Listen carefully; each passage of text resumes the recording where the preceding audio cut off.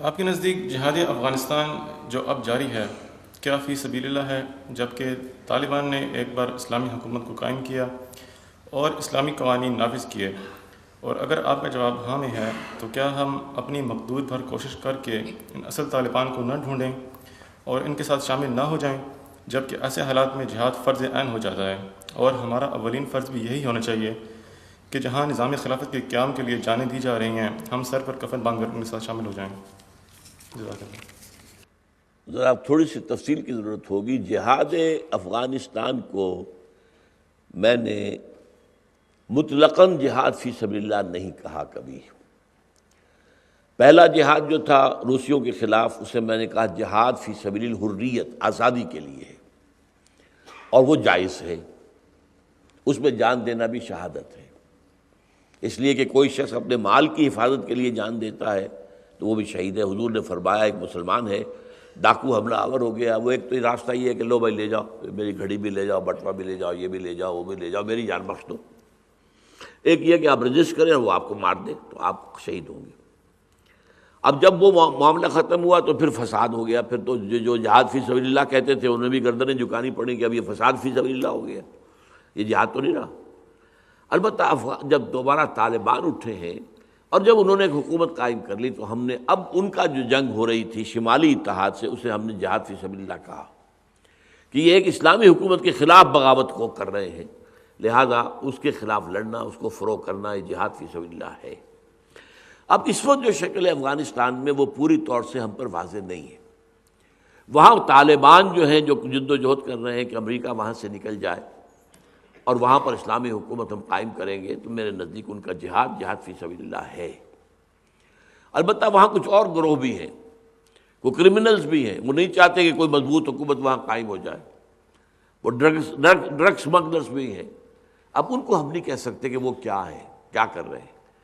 Number دو یہ کہ ان کے ساتھ جا کر ہم کوئی ان کے ساتھ تعاون نہیں کر سکتے، وہاں کے ٹیرین سے ہم واقف نہیں، وہاں کی زبان سے ہم واقف نہیں۔ یہ تو مجھے معلوم ہے کہ گل بدین حکمت یار صاحب نے خود مجھ سے کہا تھا، ایک مرتبہ مجھے ورشک ڈیم کے پاس ان کا ایک بہت بڑا کیمپ تھا، میرا دورہ کرایا، معائنہ کرایا مجھ سے، پھر انہوں نے کہا کہ ہمارے پاس لوگ آ جاتے ہیں، خاص طور پر اسلامی جمع طلبہ کے لوگ آتے ہیں جہاد کے لیے، وہ ہمارے لیے مصیبت بن جائے، انہیں سنبھالنا پڑتا ہے، ان کی حفاظت ہمارے ذمہ اضافی ہو جاتی ہے، پھر وہ یہاں کی سختیاں نہیں جھیل سکتے۔ اب پہاڑوں پہ چڑھنا اترنا یہ عام میدانی آدمی کا کام تو نہیں ہے، وہ تو ہانپ جائے گا، ختم ہو جائے گا۔ لہذا ہم یہ کہتے ہیں اچھا بھائی تم ٹریننگ لے لو اور جاؤ واپس، اپنے ہاں رہتے ہوئے ہمارے لیے کوئی مورل سپورٹ، ہماری کوئی مالی امداد کرو، ورنہ آدمی ہمارے پاس کم نہیں ہے، ہمارے پاس ہے۔ تو یہی مسئلہ اب بھی ہے وہاں پر،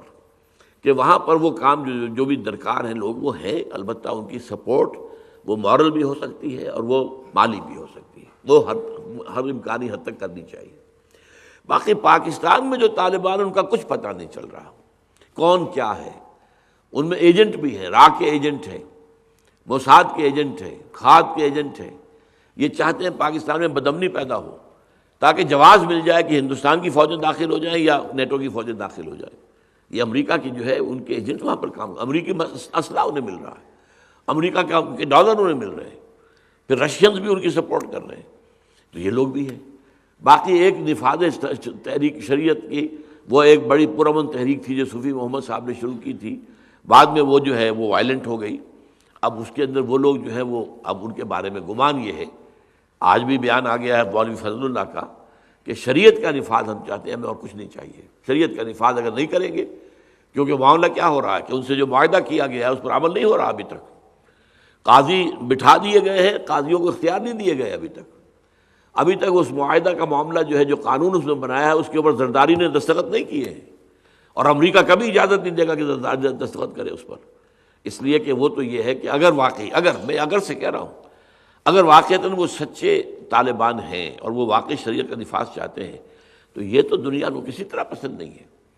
وہ یہ چاہتے ہی نہیں کہ اسلامی جو ہے جو احکام نافذ ہوں اور اس سے ایک اسلامی معاشرہ جو ہے مثالی اسلامی معاشرہ وجود میں آئے، وہ نہیں چاہتے۔ اس لیے یہ کہ بڑا مشکل ہے ہم اس کے اندر کیا کریں، وہاں جا کر وزیرستان میں یا وہاں کیا پتہ بیت اللہ محسود کے بارے میں دو بالکل متضاد آراء ہم تک آتی ہیں۔ ایک تو یہ کہ وہ مخلص آدمی ہے اور وہ واقعتاً طالبان کا اور ملا عمر کا جو ہے بڑا عقیدت مند ہے، ایک یہ بھی آتی ہے اور بڑے اونچی سورسز سے آتی ہے کہ وہ تو در حقیقت سب سے بڑا ایجنٹ ہے امریکہ کا، اور اس وقت محسوس ہو رہا ہے یہ کہ واقعتاً اس دوسری بات میں صداقت ہے۔ اور یہ بھی بات بارہا کہا حکومت پاکستان نے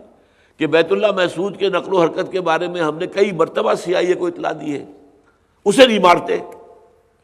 اور دوسروں کے اوپر جو ہے وہ آپ کیسے پریسیجن کے ساتھ جو ہے راکٹ برساتے ہیں، مار رہے ہیں۔ چلتی ہوئی گاڑیوں کے اندر جو ہے وہ جانتے ہیں کہ ان کے اندر جو ہے کچھ لوگ ہیں جو غیر ملکی ہیں، حالانکہ ان کے ساتھ جو ہے وہ ملکی پاکستانی جو ہے وہ مارے جاتے ہیں۔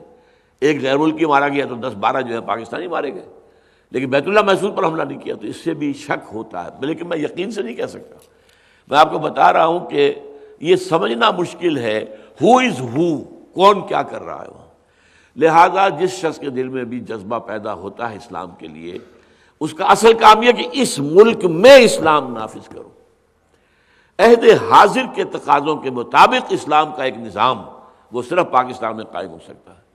اور کہیں نہیں ہو سکتا، اگرچہ اس کے آثار نہیں ہیں، اور ہو سکتا ہے کہ ہماری اب تک کی جو بھی اس میں مجرمانہ کوتاہی ہوئی ہے اللہ کی آخری سزا دینے پر تر گیا ہو سکتا ہے، ممکن ہے۔ وَإِنْ أَدْرِيَ قَرِيبٌ أَمْ بَعِيدٌ مَا تُوعَدُونَ، میں نے اس مرتبہ جو ہے جو میں اسی پر تو خطاب کیا تھا، میں نہیں جانتا کہ وہ وقت آ گیا ہے یا دور ہے ابھی، لیکن ایک وقت ہوتا ہے کہ آخری مہلت اللہ دے کر پھر اس کو دبوچ لیتا ہے، پھر اچانک عذاب آتا ہے، من حیث لا یحتسبون، جہاں سے کہ توقع ہی نہیں ہوتی، ایک دم کوئی بلاوا پھٹ پڑتا ہے۔ لہذا ہم کہہ نہیں سکتے، لیکن یہ کہ بہرحال جو کچھ یہ چیف جسٹس کا معاملہ ہوا، وکلاء کی تحریک کا معاملہ ہوا، 18 فروری کے الیکشن کا پرامن ہو جانا، اب جو 16 مارچ کو ہوا ہے، اس دھرنے کا جلوس ابھی جہلم نہیں پہنچا، اور جو ہے گجرانوالے تک پہنچنے پر ہی جو ہے وہ جو زرداری ناک رگڑی گئی، تو یہ سب کچھ ہو گیا، تو اس سے کچھ توقع ہوتی ہے